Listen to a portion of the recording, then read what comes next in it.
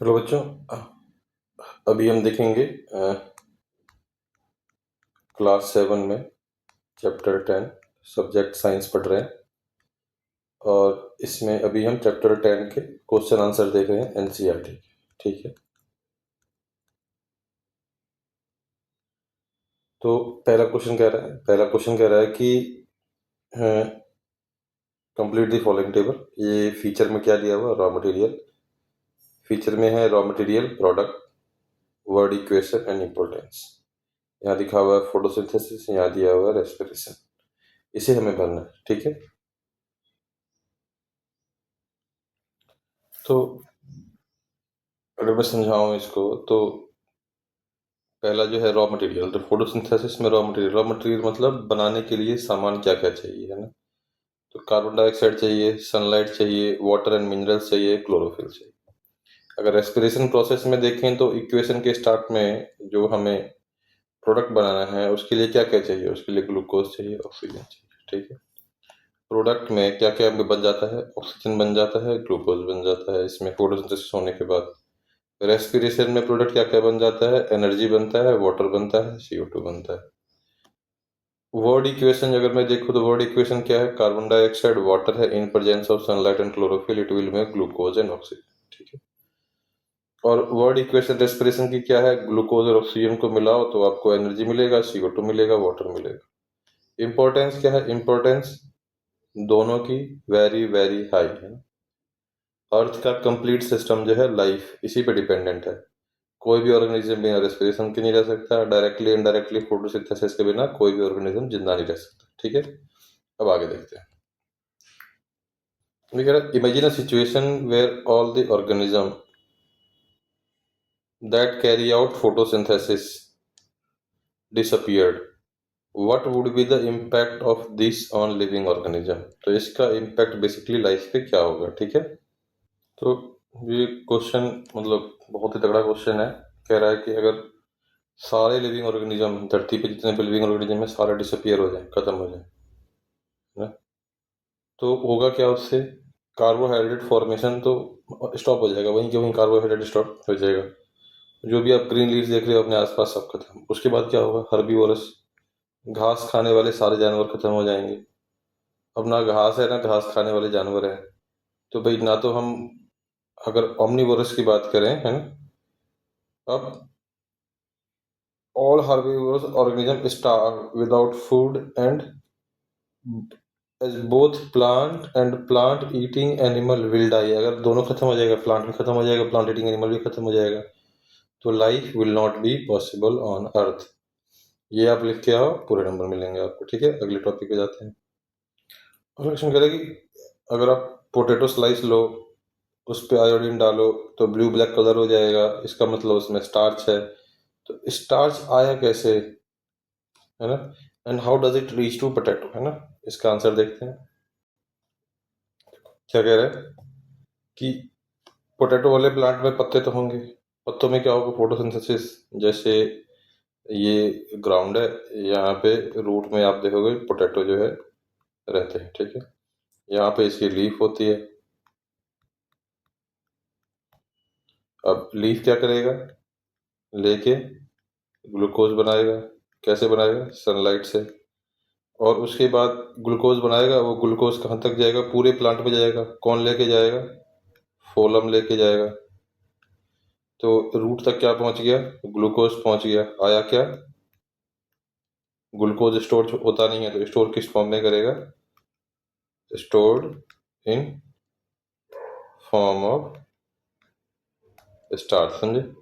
तो यही समझाया गया है कि in potato plant photosynthesis done by leaves and glucose is formed, and as potato is beneath the ground glucose is transported to it via phloem, ना, xylem पानी, फोलम खाना ट्रांसपोर्ट करता है, and stored in form of starch, और starch के form में store होता है। ठीक है,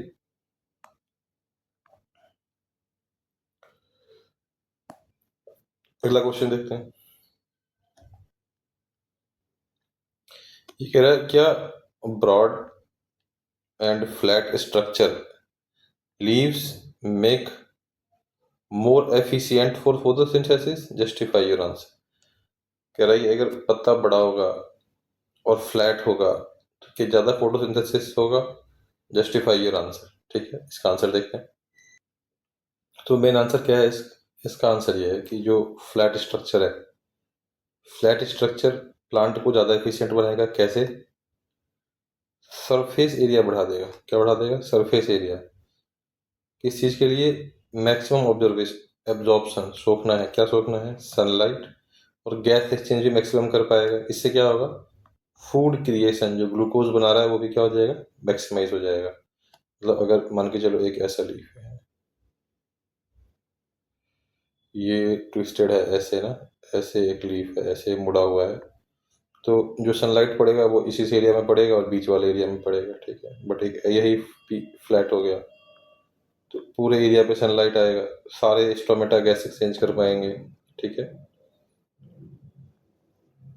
इसलिए जो फ्लैट लीफ है वो ज़्यादा आपका फूड क्रिएट कर पाएगा। इसीलिए आप देखते होगे हेल्दी प्लांट के लीव्स जो है वो हमेशा फ्लैट होते हैं। ठीक है, अगला क्वेश्चन देखते हैं। अगला क्वेश्चन कह रहा है कि X is broken down using Y to release carbon dioxide and energy. अब कह रहा है कि एक्स वाई जेड अलग अलग कंपोनेंट है, बताओ एक्स क्या है, वाई क्या है, जेड क्या है। तो जो कार्बन डाइऑक्साइड एनर्जी रिलीज होती है वो किस में रिलीज होती है? रेस्पिरेशन में। तो ये इक्वेशन तो रेस्पिरेशन की है, क्लियर हो गया। तो रेस्पिरेशन में एक्स क्या हो? एक्स क्या हो गया? ग्लूकोज। ग्लूकोज ब्रोकन डाउन होता है किससे? ऑक्सीजन से। बनता क्या है? कार्बन डाइऑक्साइड बनता है, वाटर बनता है और एनर्जी बनती है। सिंपल रेस्पिरेशन का इक्वेशन याद करना है इससे। ठीक है, अगला क्वेश्चन देखते हैं। कृष्णा ने एक सेटअप किया एक्सपेरिमेंट। दो प्लांट पॉट किए, एक को सनलाइट में रखा है ना, और दूसरे को डार्क रूम में रख दिया। अब कह रहा है कि what idea might C be testing through this experiment. क्या उसको एक्सपेरिमेंट करना चाह रहा होगा, उसने ऐसा क्यों किया? What are the visible differences in plant condition. कह रहे किस प्लांट में जब स्टार्च डालेंगे उसके लीफ पे तो वो स्टार्च चेक करने के लिए आयोडीन डालेंगे तो कलर चेंज करेगा। कौन सा प्लांट ऐसा होगा? ठीक है, इसका आंसर देख लेते हैं। तो थोड़ा बड़ा क्वेश्चन है, उसको पहला पार्ट क्या कह रहा है? पहला पार्ट कह रहा है कि कृष्णा को इफेक्ट चेक करना है सनलाइट का, है ना, किस पे? प्लांट के ग्रोथ पे। इसलिए उसने एक को क्या रखा? सनलाइट में रखा। एक को क्या रखा? डार्क रूम में रखा। इससे दिखेगा क्या? जो सनलाइट में रखा हुआ पौधा है वो ज्यादा खाना बनाएगा। किसके थ्रू? फोटोसिंथेसिस के थ्रू। और स्टे मोर ग्रीन, ज्यादा ग्रीन भी होगा and will show more growth, growth भी ज्यादा होगी। अब प्लांट जो सनलाइट में है वो प्रोड्यूस करेगा ज्यादा स्टार्च, उसको लीफ में स्टोर करेगा, hence will show more colour change. तो जो आयोडीन डालने के बाद स्टार्च की वजह से लीफ ब्लू ब्लैक दिखता है वो सनलाइट वाले प्लांट में ज्यादा दिखेगा और बिना सनलाइट वाले प्लांट में कम दिखेगा। ठीक है, ये तीनों क्वेश्चन का आंसर हो गया सिक्स के। अगले पे चलते हैं। अगला क्वेश्चन क्या कह रहा है कि वानी एक एक्सपेरिमेंट कर रही है। एक्सपेरिमेंट से समझ क्या बिलीफ है? उसका बिलीफ है कि कार्बन डाइऑक्साइड जो है फोटोसिंथेसिस के लिए एसेंशियल है। एसेंशियल मतलब ये वाला कंपोनेंट अगर मिस होगा तो फोटोसिंथेसिस होगा ही नहीं। ठीक है, वो एक सेटअप बनाती है जैसे आपके ये फिगर में दिखा हुआ है, ए बी सी डी, है ना,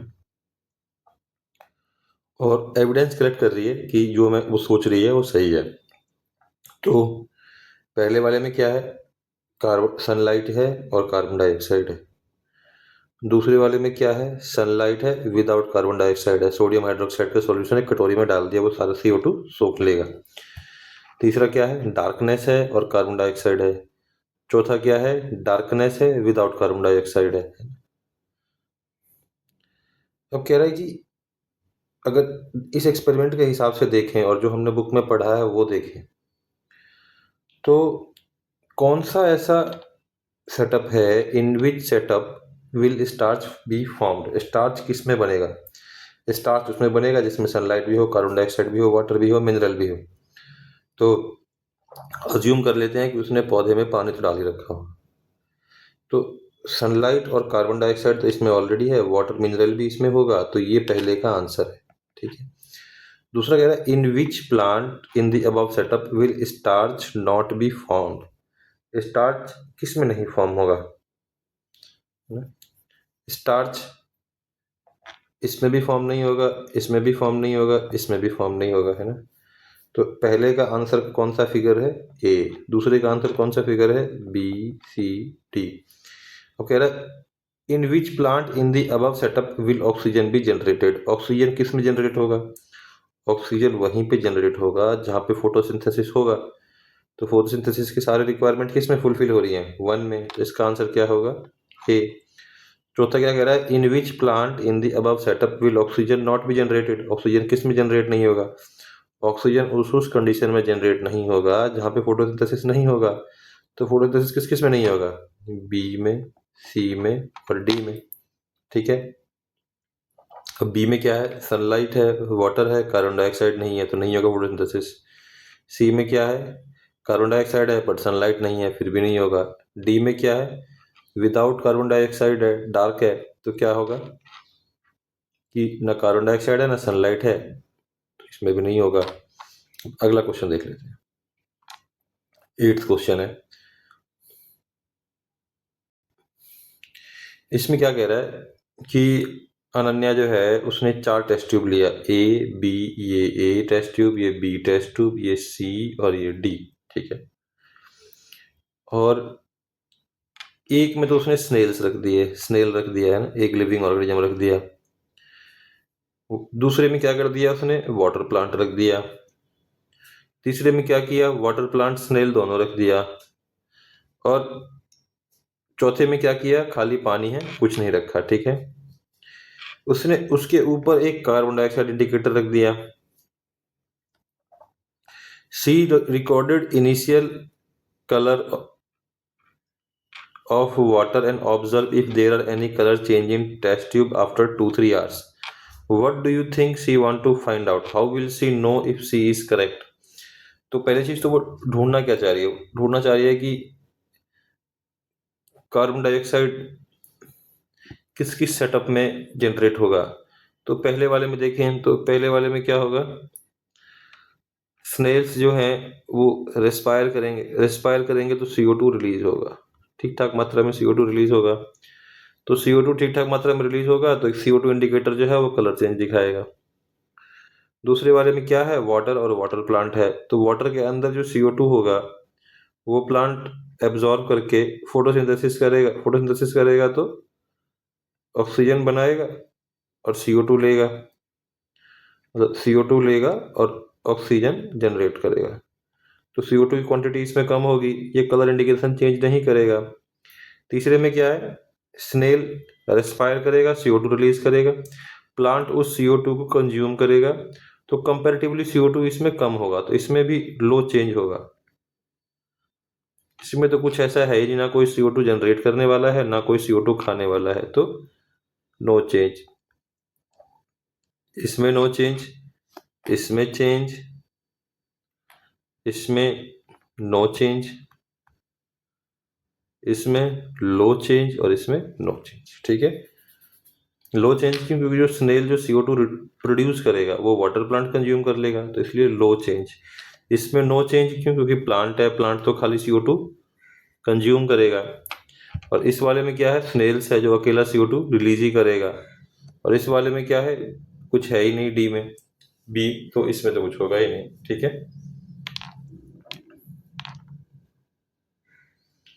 अगला क्वेश्चन देख लेते हैं। ये कह रहा है कि एक एक्सपेरिमेंट करो और इसमें देखो कि water transportation in plant is quicker in warm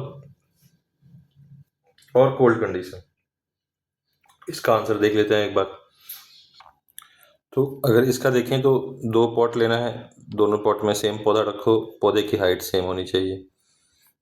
एक को रखो डायरेक्ट सनलाइट में, एक को रखो इनडायरेक्ट सनलाइट में। चेक क्या करो? सॉइल की मॉइस्चर चेक करो 1 वीक के बाद में, है ना। दोनों में पहले भर भर के पानी डालना, second in direct sunlight and fill water in both. उसके बाद दोनों का मॉइस्चर चेक करो 1 हफ्ते के बाद में, तो जो डायरेक्ट सनलाइट में रखा होगा उसको ज़्यादा पानी कंज्यूम किया होगा और इसीलिए जो उसका सॉइल होगा वो मोर ड्राई, ज़्यादा ड्राई होगा। ठीक है, तो इसका मतलब क्या हुआ कि जो हॉट में एरिया में रहता है, डायरेक्ट सनलाइट में रह रहा है, उसको ज़्यादा रेस्पिरेशन करने की ज़रूरत है और इसकी वजह से वो ज़्यादा पानी कंज्यूम करेगा। ज़्यादा पानी कंज्यूम करेगा तो सॉइल ज़्यादा ड्राई होगा। तो इस वाले एक्सपेरिमेंट सेटअप से आप प्रूफ कर सकते हो। ठीक है, अब लास्ट क्वेश्चन देखते हैं। इसमें क्या कह रहा है, फोटोसिंथेसिस और रेस्पिरेशन दोनों एसेंशियल है to maintain balance in nature, discuss है ना। इसको एक बार देखते हैं डिटेल में। ये देखो, फोटोसिंथेसिस होगा, क्या प्रोड्यूस करेगा, ऑक्सीजन एंड कार्बोहाइड्रेट। इसी यही क्या करेगा, फूड देगा। फूड क्या देगा, सारे ऑर्गेनिज्म को। और ऑक्सीजन देगा किसके लिए, ब्रीदिंग के लिए, रेस्पिरेशन के लिए। पर अगर रेस्पिरेशन देखोगे, रेस्पिरेशन प्रोड्यूस क्या करेगा, कार्बन डाइऑक्साइड एंड एनर्जी। तो कार्बन डाइऑक्साइड किसके लिए इसेंशियल है, फोटोसिंथेसिस के लिए। और एनर्जी किस लिए एक्टिवेटेड जरूरी है, डेली एक्टिविटी करने के लिए। ऐसा समझें कि फोटोसिंथेसिस जो है वो क्या देगा, वो देगा ऑक्सीजन प्लस कार्बो। किसको देगा, किसके लिए देगा, रेस्पिरेशन के लिए। रेस्पिरेशन क्या करेगा, इसको क्या देगा, कार्बन डाइऑक्साइड देगा और वाटर देगा। ये एनर्जी अपने पास रख लेगा, स्टोर कर लेगा, है ना, एनर्जी स्टोर कर लेगा। ठीक है, समझ गए। तो ये वाला डायक समझ के, फ्लो चार्ट समझ के आप आंसर कर सकते हो, पेपर में भी बना के आ सकते हो आप इसको, कि इसका इनपुट CO2 वाटर है, वो कहाँ से आ रहा है, रेस्पिरेशन से। और इसका इनपुट ऑक्सीजन कार्बोहाइड्रेट है, वो कहाँ से आ रहा है, फोटोसिंथेसिस से। तो दोनों एक दूसरे पर डिपेंडेंट है और दोनों ही लाइफ के लिए जरूरी है। ठीक है, तो चैप्टर हमारा खत्म हो गया। पहले हमने कॉन्सेप्ट्स देख लिए, उसके बाद क्वेश्चन आंसर देख लिए। So thank you for watching and please do not forget to like and subscribe our channel. आप हमें फर्दर सपोर्ट कर सकते हो by sharing your donation on mentioned UPI। उसके बाद ये हमारा ईमेल आईडी है, अगर if you want to connect you can connect with us via this email. और हमने ये टेलीग्राम का लिंक दिया हुआ है, इस लिंक पे भी आके आप हमें कांटेक्ट कर सकते हो। Thank you for your time.